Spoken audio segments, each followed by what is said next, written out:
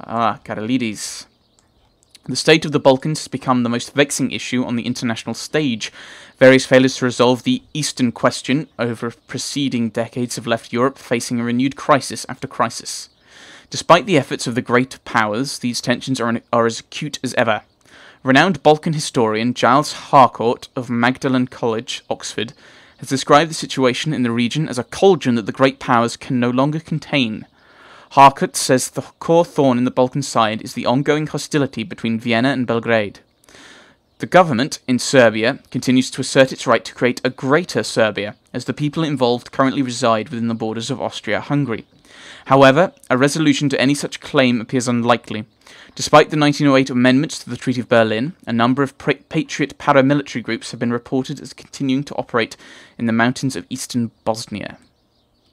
Yes, so we need Karalidis to turn up and stop this war from occurring. That'll go well for us, won't it? The hills of home. I was born in the land of Scotland, when the heather was turned into brown. I grew in the hills of Scotland, then wanted to leave my town. I'm bored in the land of Scotland, please take me away. These desolate plains of Scotland are not where I wish to stay. Chapter 1. What the Innkeeper Saw. Donald woke to the sound of hammering. Thump, the hammer did strike. Thump, the hammer pierced his brain. Again, and again, and again. The beam above his head creaked as the wind whistled round the small cottage. He heard his mother moving about in the next room. His father would be at the river already, checking to see if the eggs had hatched. Donald liked to write. His words would transport him into different worlds, other lives, but for today, he was stuck in his room. So I'm guessing he's writing his own life. Chambers' Journal. Dear Mr. Fraser, thank you for sending us your latest poem, A Frozen Heart in Summer Days. We would be delighted to publish your poem in the January issue of next year. We will return the manuscript once it has been copied by recorded post. Sincerely yours, Edward Leithen, Editor, Chambers' Journal. A Frozen Heart in Summer's Day. Last winter, our chests were warm, as homely fires burnt till dawn. The inn was full with passing trade, a perfect home for travellers bade. The spring was pleasant, and new life did spring. We cooked up pheasant that my father brought in. But things did change, the sun arrived, but things did change as my father died. The place came empty, my thoughts then lost, the passing of life to the eternal cost. Now this summer our chests are cold, this inn no longer the place of old. My heart is frozen, like the eternal look on my father's face as his life was took. But life goes on, but life goes on. I take over the business as my father's son. My dreams will hold, though never gone. My words have meaning, my father's son. Ah. Let's see if we can think about this code then. Because that's, you'd think, 20 something something something.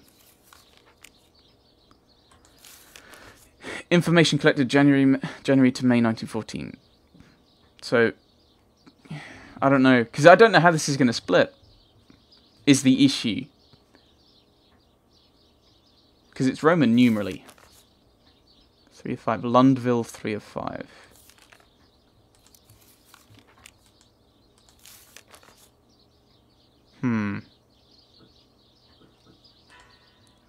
Yeah, that's all it says for the information collected, isn't it?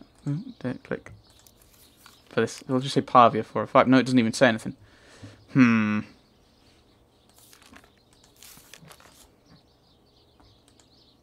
Yeah, I don't know.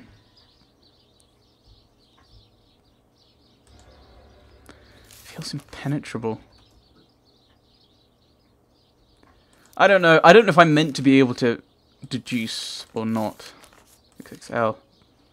So XXL a few times. XXL again. I don't know. Back. Can I go done now? I've done everything. Can't think how to work it out. Need far more clues as to how to work out that code, I think. I glanced out of the window. There seemed to be two of them, men in aquascutums, and tweed caps. One was slim, the other was sleek. That was the most I could make of my reconnaissance.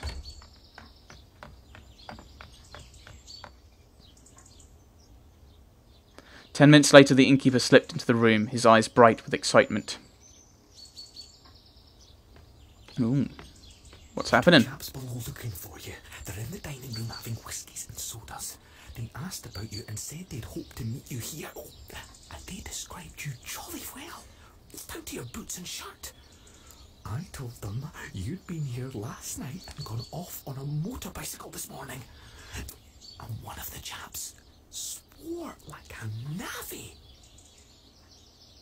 Right, okay. So he's keeping me safe. I made him tell me what they looked like. One was a dark-eyed, thin fellow with bushy eyebrows. The other was always smiling and lisped in his talk, which is what Scudder said. Neither was any kind of foreigner. On this, my young friend was positive. The lisp, that was something that Scudder warned us of. I took a bit of paper and wrote words in German as if they were part of a letter. Take this down and say it was found in my bedroom and ask them to return it to me if they overtake me. Okay.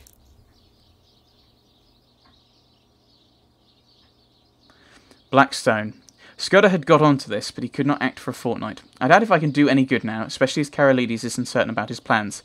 But if Mr. T advises, I will do the best I...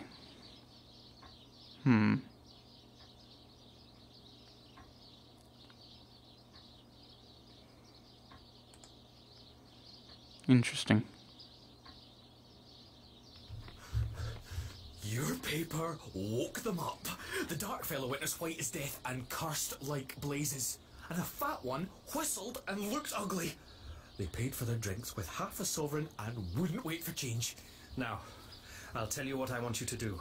Get on your bicycle and go off to Newton Stewart to the chief constable. Describe the two men and say you suspect them of having had something to do with the London murder. You can invent reasons. The two will come back, never fear. Not tonight, for they'll follow me 40 miles along the road, but first thing tomorrow morning. Tell the police to be here bright and early. He set off like a docile child while I worked at Scudder's notes. I had a sudden inspiration. Scudder had said Julia... Oh my goodness. Chechenyi was the key to the Karolides business, and it occurred to me to try it on this cipher. It worked. The 5 letters of Julia gave me the position of the vowels. Oh my goodness. How does that work? So... I'm really confused. Really confused by this scribbling in notes. Chechenyi gave me the numerals for the principal consonants. So... I'm trying to work it out from what he's written and I can't see it. Okay. I scribbled that scheme on a bit of paper. In about half an hour I was reading with a whitish face and fingers that drummed on the table. Right. Do I get to read them in English and transcribed, or... No. That evening we dined together. Out of common decency, I had to let him pump me for information. I gave him a lot of stuff about lion hunts and the Matabele War, thinking all the while what tame businesses these were compared to this I was now engaged in. When he went to bed, again I sat up.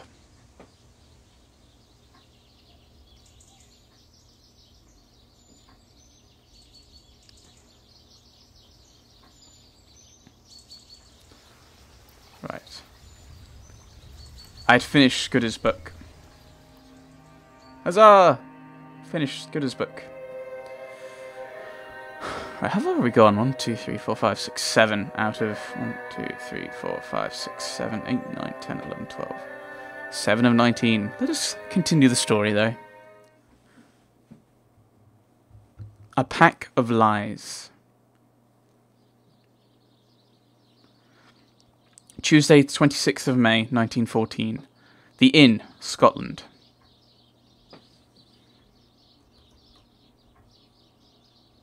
What does Scudder's book say? Come on. Share it with me, Hanny. And the people watching. They might like to know too. I assume this is the police. The next morning I witnessed from my room the arrival of 2 constables and a sergeant. They put their car in a coach house under the innkeeper's instructions and entered the house. 20 minutes later I saw from my window a second car come across the plateau from the opposite direction.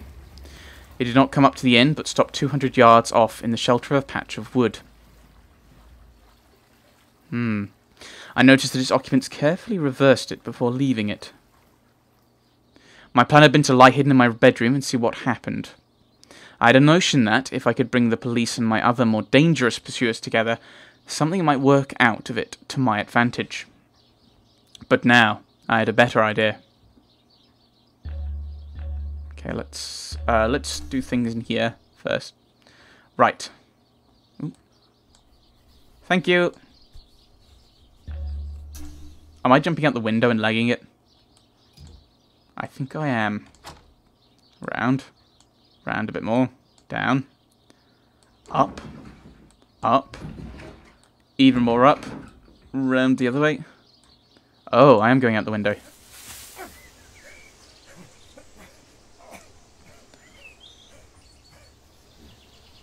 Oh, I'm nicking the car. I stole gently out onto the plateau. I collected the touring car. Collected the touring car. The wind seemed to bring me the sound of angry voices. You may picture me driving that 40 HP car for all she was worth over the crisp moor roads on that shining May morning, glancing back at first over my shoulder and looking anxiously to the next turning, then driving with a vague eye just wide enough awake to keep on the highway, where I was thinking desperately of what I had found in Scudder's pocketbook. Which was? Ah, right. Despite all the nonsense talked in Parliament, there was a real working alliance between France and Britain. Yes. The 2 general staffs met every now and then and made plans for joint action in case of war. Well, in June, a very great swell was coming over from Paris, and he was going to get nothing less than a statement of the disposition of the British Home Fleet on mobilization. It was something uncommonly important. Right. So that's both of those together, I'm assuming. The 15th day of June was going to be a day of destiny, a bigger destiny than the killing of a Dago. It was so big that I didn't blame Scudder for keeping me out of the game and wanting to play a lone hand. That, I was pretty clear, was his intention. So what's going on? Right, the 39 steps. The bare bones of the tale were all that was in the book. These, and one queer phrase which occurred half a dozen times inside brackets. 39 steps was the phrase. And at its last time of use it ran, 39 steps, I counted them. High tide, 10:17 p.m. I could make nothing of that. Something at high tide, there's 39 steps. We need to go up. Or down. There was no question of preventing a war. That was coming, as sure as Christmas. Had been arranged, said Scudder, ever since February 1912. Carolides was going to be the occasion. This war was going to come as a mighty surprise to Britain. Carolides' death would set the Balkans by the ears, and then Vienna would chip in with an ultimatum. Russia wouldn't like that, and there would be high words, but Berlin would play the peacemaker and pour oil on the waters, till suddenly she would find a good cause for a quarrel, pick it up, and in 5 hours let fly at us. That was the idea, and a pretty good one too. Quite accurate by the sound of it as well. I won't think the book then. The whole story was in the notes, with gaps, you understand, which he would have filled up from his memory. He stuck down his authorities too, and had an odd trick of giving them all a numerical value and then striking a balance, which stood for the reliability of each stage in the yarn. Right, nothing but the truth. The whole truth, it seems. Well, obviously not the whole truth, because he didn't remember it all. Well, he remembered some of it, so he didn't write it down. That's how it worked. There's a plane. Hello. On the bare moor, I was at the aeroplane's mercy. My only chance was to get to the leafy cover of the valley.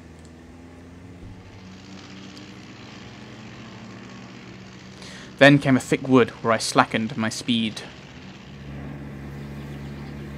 In the hope that the plane would lose us, I'm assuming.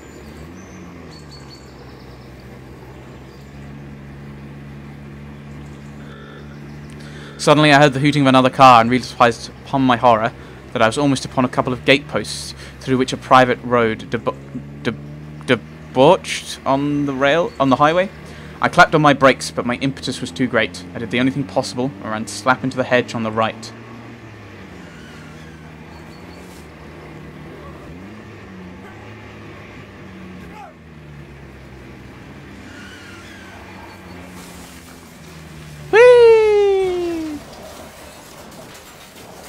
Well, that could have gone better. At least it's not our car.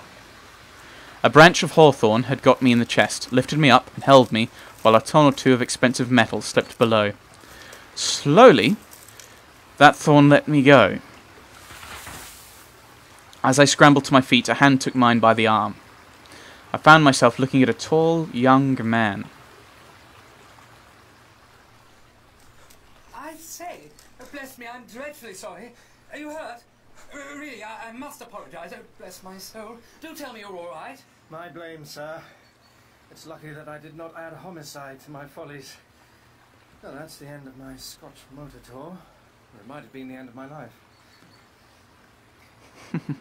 He plucked out a watch and studied it. You're the right sort of fellow. I can spare a quarter of an hour, and my house is 2 minutes off. I'll see you clothed, fed, and snug in bed. Where's your kit, by the way? Is it in the burn along with the car? It's in my pocket. A toothbrush?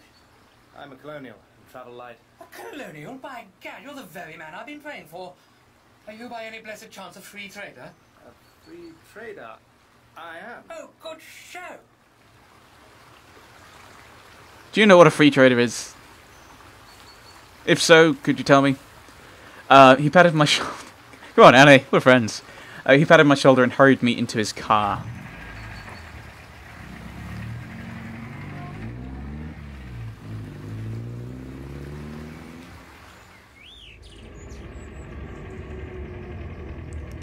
Here we are.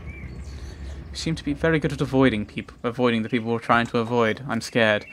Presently, we drove up before a comfortable-looking shooting box, and he ushered me indoors. First, he flung half a dozen of his suits before me, for my own had been pretty well reduced to rags.